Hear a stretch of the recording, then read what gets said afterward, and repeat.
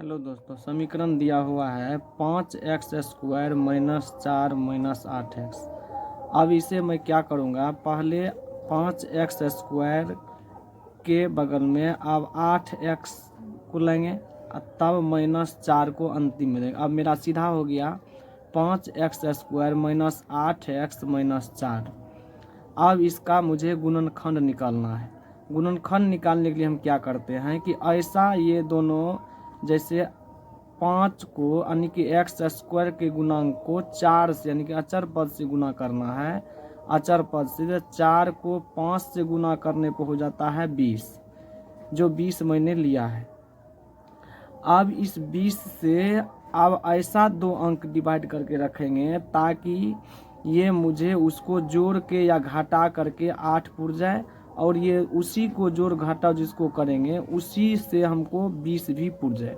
तो चलिए, तो 5 चौका हो गया 20। अब 20 का लॉसो निकालना है, तो 20 के लॉसो हो गया 2 दहन 10 यानी कि 10 और 2 पंचे 10। अब देखिए कि 2 को 5 से गुना कीजिए, 5 दूनी हो गया 10 और 10 में से 2 गया बच गया 8।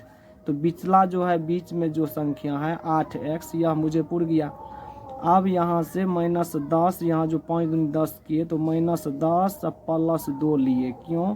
तो यहाँ -8 है तो बड़े संख्या -10 हुआ, छोटे संख्या -2 प्लस 2 हुआ। तो अब 10 में से 2 घट गया तो -8 बचा। और 10 को 2 से गुना करो, 10 दूना 20, दोनों संख्या दोनों के गुणन इतना पुर गया यानी कि 4 पंचे 20। तो ये दोनों को भी गुना करके 10 दूनी 20 यानी कि 5 चौके 20 x², तो 10 दूनी 20 x हो गया x²। अब मैं 2 के भाग में बांटूंगा यानी कि 5x² माइनस 10x एक भाग में होगा और 2x माइनस 4 बराबर मान लिए 0।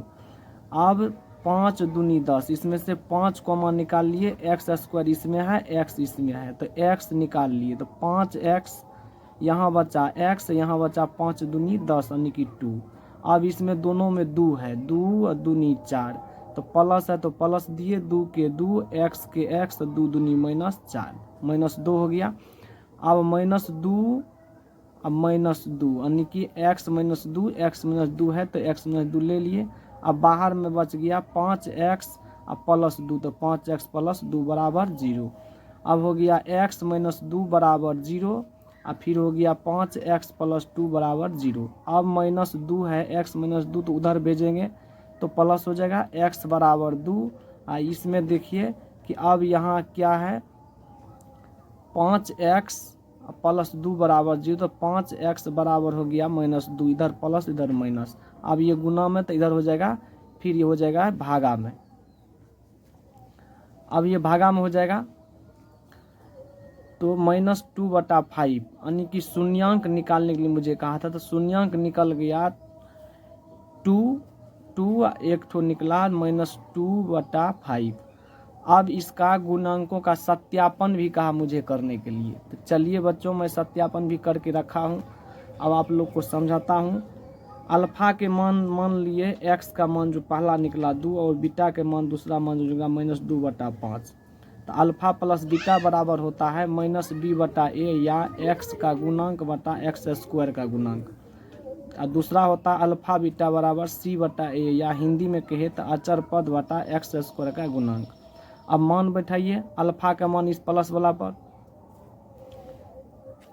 फिर अल्फा के मान हो गया 2 प्लस यानी कि -2/5 बराबर x² का गुणांक लेना है मुझे, x का गुणांक। तो x के गुणांक अब आप लोग देख लीजिए, x का गुणांक जो है तो यहाँ माने हैं कितना -8, ये हो गया x का गुणांक। अब x² गुणांक हो गया 5।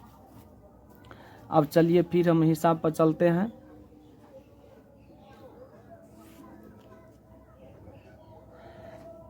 तो 2 प्लस हो गया -2/5 बराबर x का गुणांक पहले से माइनस लगा हुआ सूत्र में और माइनस इसमें भी लगा है, तो माइनस हो गया प्लस यानी कि x का मान 8 और a का मान हो गया 5।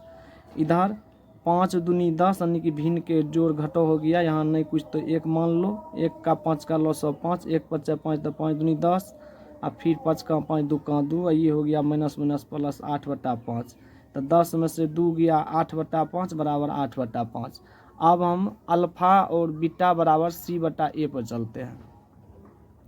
तो अल्फा बीटा गुना में था तो 2 अल्फा के मान 2 और गुना बीटा के मान -2/5 बराबर अचर पद यानी कि अंतिम पद -4 है, a का मान 5। तो 2 दूनी 4 -4/5, इधर भी हो गया -4/5। यही मुझे सत्यापन करना था। तो यहाँ लिख दिए यही सिद्ध करना था, यही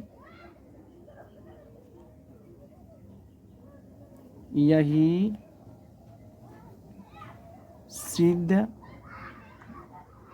करना था। यही हो गया इसका आंसर। अगर मेरा वीडियो आप लोगों को अच्छा लगे तो आप लोग लाइक सब्सक्राइब करें, सब्सक्राइब भैया करें ताकि मेरा भी मनोबल ऊंचा हो।